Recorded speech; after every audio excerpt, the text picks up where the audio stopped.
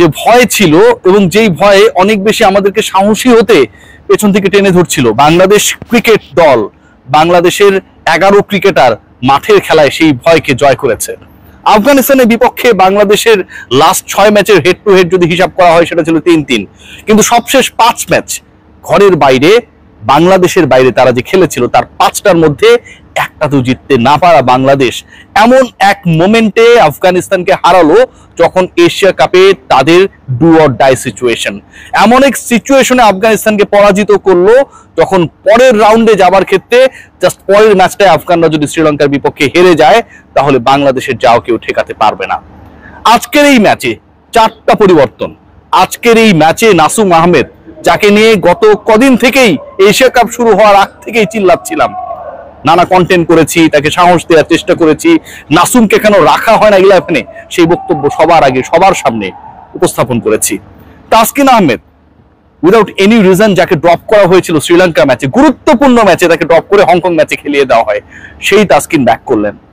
যেই নাসুমকে নিয়ে সোশ্যাল প্ল্যাটফর্মে বিভ্রান্তিমূলক পোস্ট ছড়াচ্ছিল তিনি ব্যাক করলেন। নুরুল হাসান সোহান, যেই সোহান সবশেষ ম্যাচ খেলেছিলেন এই ম্যাচের আগে নেদারল্যান্ডসের বিপক্ষে 3rd ম্যাচটায়, তিনি ব্যাক করলেন এবং বাংলাদেশও স্বমহিমায় ব্যাক করলো।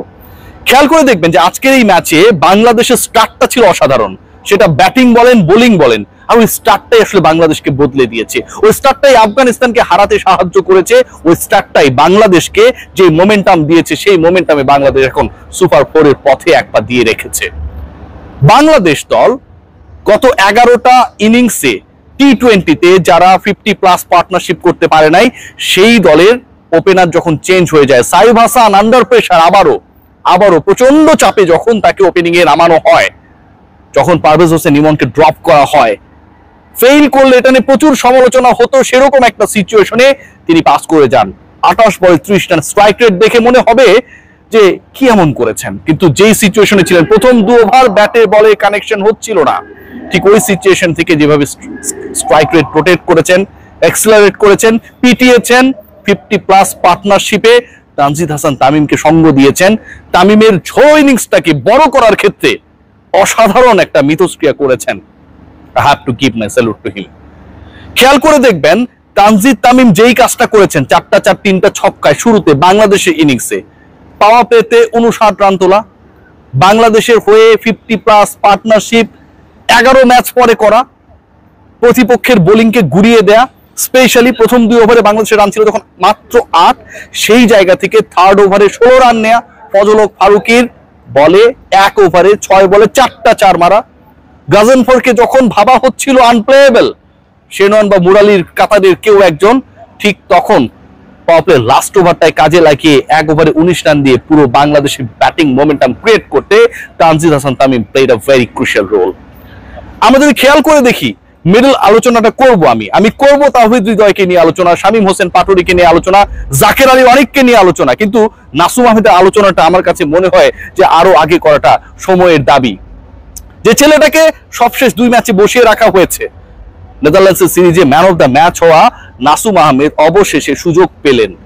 নাসুমকে সুযোগ দেয়া হলো এবং নাসুম আহমেদ, যাকে মনে করা হতো যে তিনি এক্সপেন্সিভ হবেন, কার্যকর হবেন না, আর প্রত্যেকটা আলোচনা আমি বলার চেষ্টা করছিলাম যে নাসুমের মতো টাইট বোলিং অন্তত এই উইকেটে এই কন্ডিশনে আর কেউ করতে পারবে না, সেই নাসুম বাংলাদেশের মোমেন্টাম ক্রিয়েট করেন পুরো বাংলাদেশের বোলিং ইনিংসে। একদম প্রথম বলটায় নাসুম আহমেদ তার করা বাংলাদেশের হয়ে করা প্রথম বলটায় উইকেট নিয়ে নেন। আফগানিস্তান ব্যাকফুটে তাদের ব্যাটিং ইনিংসের প্রথম বলে সেই কাজটা অতলকে ফিরিয়ে নাসুম আহমেদ করেন।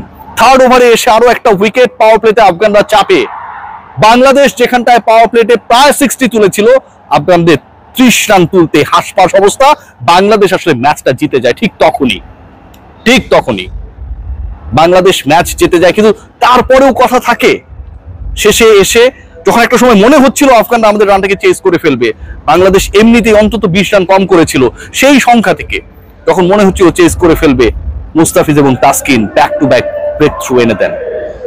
বাংলাদেশ দল যখন ফ্লাইং হাই, বাংলাদেশ দলের যখন স্বপ্ন অনেক অনেক বেশি প্রসারিত হচ্ছিল, ঠিক তখন সবচেয়ে বড় আক্ষেপের নাম ছিল আজকে মাঝের 4 ওভার যখন স্বীকৃত বোলার আমার হাতে ছিল না।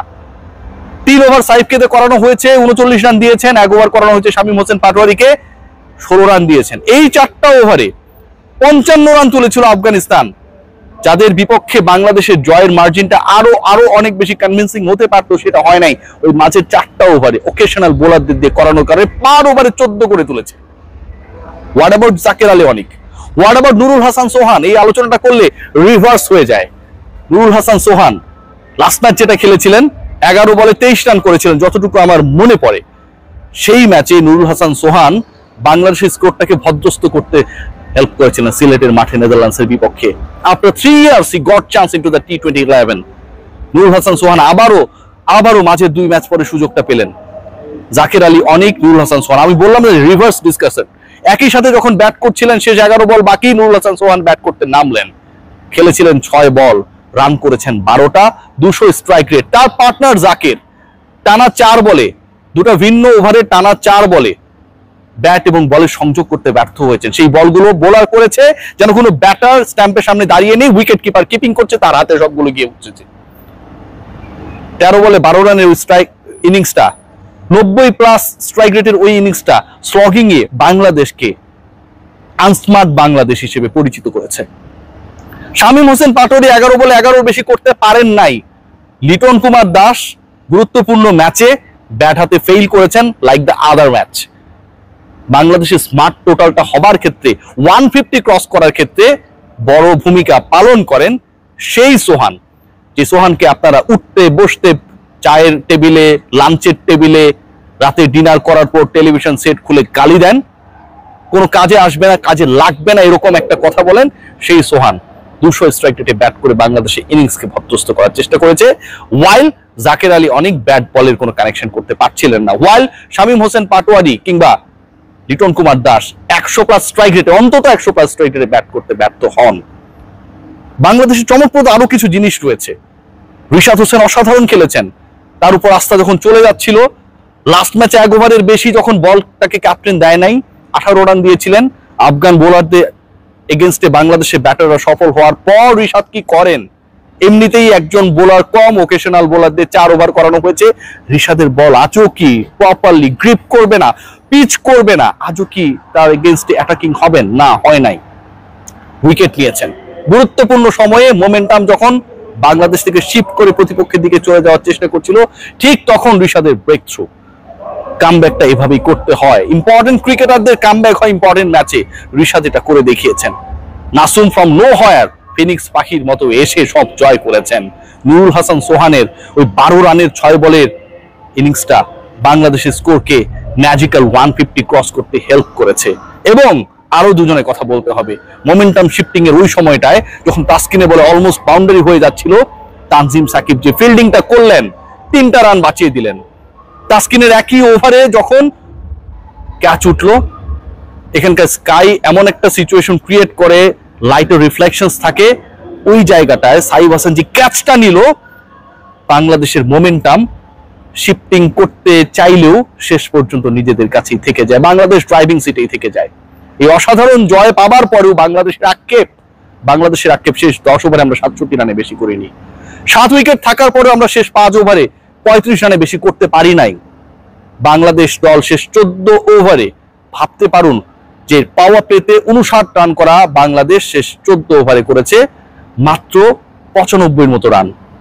এই টাইগার্স ব্যাটিং শেষ পর্যন্ত সফল হয়েছে 154কেই উইনিং স্কোর হিসেবে প্রমাণ করার ক্ষেত্রে, কারণ আমাদের নাসুম এবং রিশাদরা ছিলেন, মুস্তাফিজ তাসকিনরা রাইট টাইমে ব্রেক থ্রু দিয়েছিলেন। বাট এটা প্রতিদিন হবার না, যে ফিনিশিং করবে তার রোলটা ফিনিশারের, সেই কাজটা সে যদি ঠিকভাবে করতে না পারে, নুরুল হাসান সোহানরা প্রত্যেক ম্যাচে 200 স্ট্রাইক রেটে ব্যাট করে, আর নাসুম আহমেদরা বোলিং ইনিংসে ভেরি ফাস্ট বলে উইকেট নিয়ে দলকে জেতাবে না। শুভকামনা, এগিয়ে যাক, বাংলার জয় হোক সবখানে।